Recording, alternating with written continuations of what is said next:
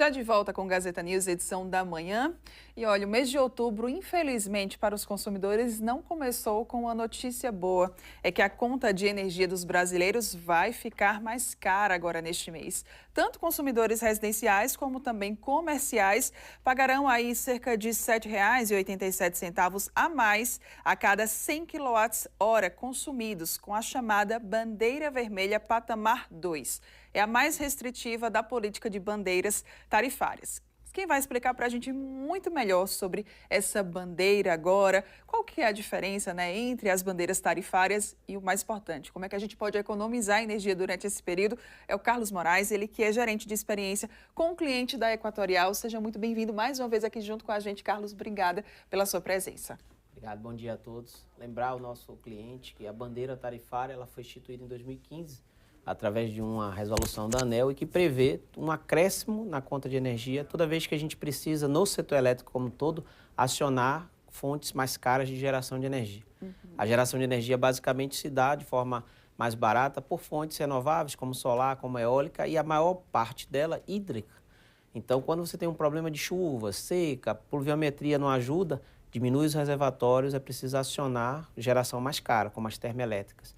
Daí vem as bandeiras na conta de energia para poder contribuir com esse custo da geração. E como você bem disse, a partir de agora a ANEEL anunciou que para outubro é o patamar 2, que é o patamar mais caro. A cada 100 kW o cliente pode perceber um acréscimo de R$ 7,87. Vamos lá, para a gente começar entendendo, sobre as bandeiras. Tem verde, tem amarela, tem vermelha, são essas as cores? A bandeira ela vem desse ponto de como é que eu estou gerando energia. Se eu estou gerando de uma fonte mais limpa e mais barata, bandeira verde, não há acréscimo na conta de energia. Se eu começo a ter um problema com alguns reservatórios nacionais, são alguns reservatórios, o sistema hoje ele é todo interligado e há necessidade de acionar, vez ou outra, geração mais cara, como as termoelétricas, por exemplo, que queimam combustível fóssil para sua geração ou combustível de carvão mineral. Então, essa geração da energia mais cara, o que é que faz? Aí entra um pouco da questão das bandeiras. Primeiro, a amarela, ela já traz algum acréscimo. Aí você pode ter a vermelha patamar 1 e a vermelha patamar 2. Hoje, os níveis de reservatórios são os mais críticos de momento. Enquanto não tiver nenhuma expectativa de chuvas, há necessidade de ter esse acréscimo que a gente vai viver a partir do mês de outubro com essas contas novas que o cliente começa a receber. Patamar 2 é vamos falar assim, a situação de mais risco que a gente tem hoje, Carlos? É a patamar do ponto de vista de geração mais complicada para o uso de uma fonte mais barata, como seria a hidrelétrica. Como hoje as gerações solares e eólicas, por exemplo, elas estão se desenvolvendo ainda, há uma dependência muito grande da energia hídrica. E quando você diminui esses reservatórios, você precisa entrar com a geração de termoelétricas. E ao aumento dessa geração e a carga, a gente está entrando também no período de primavera, verão. Isso. Temperaturas aumentam, o consumo aumenta. Então, todo esse fator, há uma necessidade de demanda maior, então a oferta ela fica um pouco comprometida porque essa fonte de energia que são as águas, e aí você reduz um pouco das chuvas, por hora não tem uma previsão de um aumento no volume, faz com que o cliente, a nível Brasil, tenha que ajudar no custo da geração. Por isso o princípio das bandeiras tarifárias instituídas pela ANEEL. Todo final de mês, a ANEEL anuncia a bandeira do próximo mês. Viveremos a bandeira patamar 2 vermelha até o final de outubro. No final de outubro, a ANEEL analisa novamente o cenário, como é que está o cenário de favorabilidade ou não de geração e ela anuncia a bandeira de novembro. Por hora, a expectativa é que a gente tenha uma bandeira vermelha, mas pode ser que isso possa se modificar a depender das fontes de geração que possam estar surgindo. Novos projetos ou mesmo a questão climática deu uma melhorada. Muito bem, então agora, Carlos, eu queria que a gente trouxesse informações para os consumidores, para saber como é, então, que eles podem economizar na conta de luz devido a essa bandeira. E quando a gente fala sempre de qualquer reajuste de valor da conta de energia, seja por bandeira, seja por reajuste de forma natural, vem um dilema que é, o que eu faço? O fazer é comportamento, eu tenho que melhorar meu hábito de consumo, eu tenho que tomar cuidado com o chuveiro. Estamos num período de temperatura mais elevada, então será que eu preciso estar com o chuveiro na posição inverno? De repente eu boto na posição verão, ou aqueles mais modernos eu regulo para uma água quebrada, ou até o banho frio, mas as pessoas às vezes preferem uma água.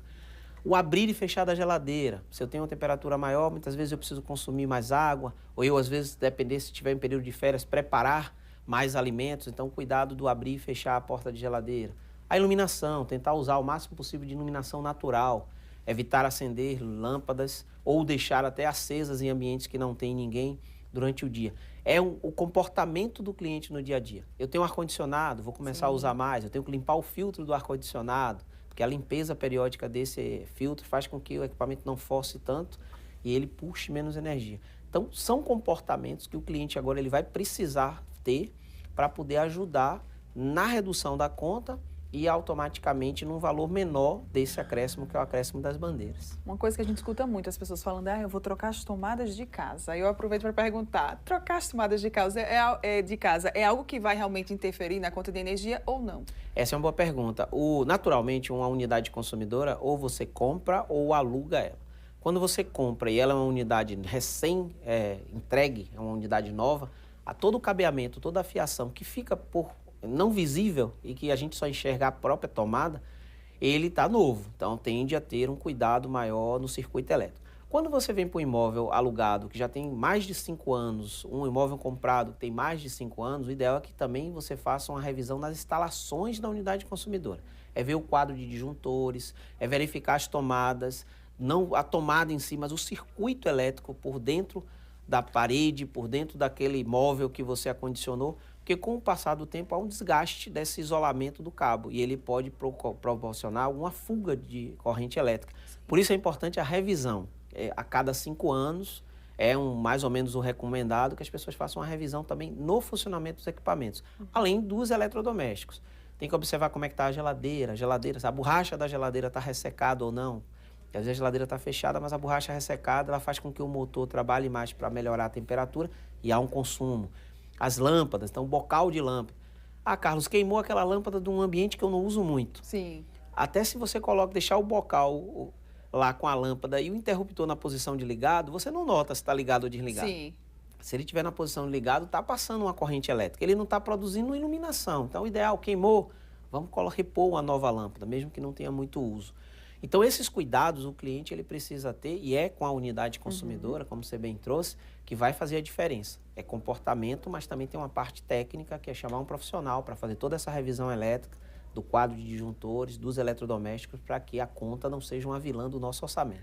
E, Carlos, você falou sobre os eletrodomésticos, né? A gente acaba vendo muito também as pessoas falando, meus eletrodomésticos, eles são antigos. Isso realmente acaba interferindo nesse consumo da energia elétrica? Também, porque hoje nós temos tecnologia muito avançadas de uso eficiente de alguns equipamentos. Então, hoje a gente tem uma referencial para o nosso cliente que está acompanhando, que é o selo Procel. Então, o selo Procel ele dá um referencial da eficiência do uso daquele equipamento. Então, o que é o ideal? Selo Procel A. Eu vou ter uma geladeira que já tem um tempo. Ela é de uma tecnologia mais antiga e são equipamentos que duram muito tempo de vida. Sim. Mas se eu posso trocar por uma mais nova, de uma tecnologia nova como a inverter, de uma tecnologia que você tem um selo Procel, é importante. Eu tenho um televisor que ele já tem muito tempo.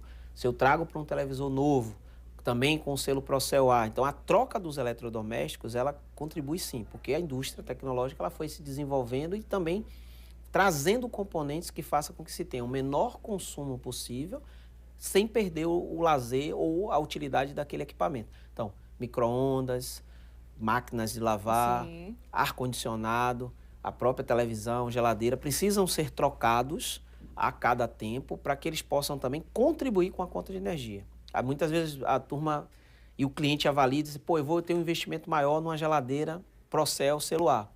O desembolso naquele momento pode ser maior, mas ela vai trazer uma economia também na conta de energia que vai equilibrar o orçamento familiar. Então, aquele selo que a gente vê, né, em alguns equipamentos, ele não é mito, ele é um selo realmente de verdade. Ele é importantíssimo, inclusive o Inmetro acompanha isso, ele foi patenteado com o selo Procel porque ele é testado. Lotes daquela determinada marca, daquela determinada indústria, daquele equipamento, são testados em laboratórios contra outras e determina, essa aqui está num patamar de uso e de consumo de energia que tem eficiência. Então, ela é batizada com o selo A. Você tem o selo A, o selo B, o selo C, porque você pode ter a mesma marca com equipamentos de uma tecnologia um pouco mais anterior. Sim. Mas o ideal é que a gente sempre observe ele e opte por um de selo A, Procel. Você falou das luzes, né? Também é outro ponto que sempre acaba gerando muita dúvida entre os consumidores. Luzes de LED. é o melhor. Hoje, o que nós temos de tecnologia de maior economia é o LED. Nós já tivemos um determinado momento a lâmpada muito antiga, que é incandescente. Nós passamos para uma tecnologia mais avançada de meio do caminho, que foi a fluorescente. Então, ainda tem algumas pessoas que ainda têm alguns cômodos que se encontram lâmpadas fluorescentes. E depois chegamos no LED. O LED é lâmpada fria, como diz, ela não aquece. Então, ela não transforma um pouco da energia em calor. Então, não há o desperdício. Então, o LED hoje ele é importantíssimo para que use em qualquer tipo de iluminação. Mas não há de se perder de falar da iluminação natural. É importante ter no imóvel com cores claras, que possam melhorar a luminosidade, abrir a cortina durante o dia, utilizar um pouco da luz solar para permitir que o ambiente fique claro, porque isso ajuda também. E outro ponto que muitas vezes, o próprio LED, ele tem diferença? Tem. Você tem um LED de 15 watts, você tem um LED de 20, você tem um LED de 40. E, Carlos, o que é que significa isso? Se eu vou a um cômodo que eu vou usar ele de uma forma mais rápida ou restrita, eu posso ter uma potência menor de lâmpada. Mas, por exemplo, se eu estou numa escrivania de estudos ou se eu estou assistindo televisão, eu preciso ter uma iluminação um pouco maior, eu também vou e coloco uma potência um pouco maior. Muitas vezes o cliente ele não observa isso. Ele compra um só tipo de lâmpada e espalha em todo o imóvel. Então, ele pode analisar e colocar naquele ambiente que eu preciso ter mais uso, uma potência um pouco maior e luminosidade pela necessidade do que eu vou fazer. Em outros, uma área de serviços que eu acendo vez ou outra para pegar algum material ou colocar algum material, pode ser uma potência menor. Então, esse equilíbrio é o que a gente chama de eficiência energética do imóvel ou do comércio ou da residência ou da própria indústria, faz com que o resultado final seja uma conta dentro do orçamento. Você falou sobre a iluminação natural, a gente está entrando agora, né? Primavera, verão, então geralmente os dias eles tendem a ser um pouco mais longos, a gente realmente poder aproveitar essa iluminação natural. Carlos, para a gente fechar, então, vamos reforçar, por favor, as dicas para que você que esteja nos assistindo aqui, acompanhando, possa saber como é que você deve economizar energia agora, né, com essa bandeira tarifária vermelha patamar 2. Algumas fundamentais. Geladeira, observar o abrir e fechar de geladeira, verificar a borracha da geladeira se está ok. O chuveiro, que é muito utilizado, estamos com temperaturas mais altas, usar o frio ou abaixar um pouco para a posição verão. A iluminação, que a gente acabou de falar, trocar as lâmpadas por lâmpadas em LED, usar o máximo de iluminação natural. Lavar roupa, juntar a maior quantidade de peças e olhar a regulagem da máquina para cada tecido. A mesma coisa se dá passar roupa, o ferro de passar, a juntar a maior quantidade de peças e fazer a passagem. E conversar com a família. Muitas vezes quem é o responsável pelo pagamento da conta de energia tem todo esse cuidado, mas será que o adolescente tem? A criança precisa de apoio, ser orientada? Será que aquela pessoa que fica mais tempo na residência, que trabalha na nossa residência, tem esse cuidado? Então tem que ser um pacto familiar para que ao final o consumo de energia ele seja um consumo que se tenha tudo que a energia pode proporcionar de qualidade de vida e a conta não atrapalhe o orçamento familiar de ninguém. Carlos Moraes, gerente de experiência com o cliente da Equatorial, que conversou com a gente. Muito obrigada pelas suas informações, pelas suas dicas. E você já sabe, né? Qualquer dúvida, basta entrar em contato com a Equatorial, né, Equatorial, através do nosso 0800 082 0196, o nosso site, equatorialenergia.com.br, e temos a Clara também, nossa assistente virtual, 2126 9200. A Equatorial sempre pronto para poder atender o seu cliente. Muito obrigada mais uma vez. Muito obrigada. Bom dia. Bom dia.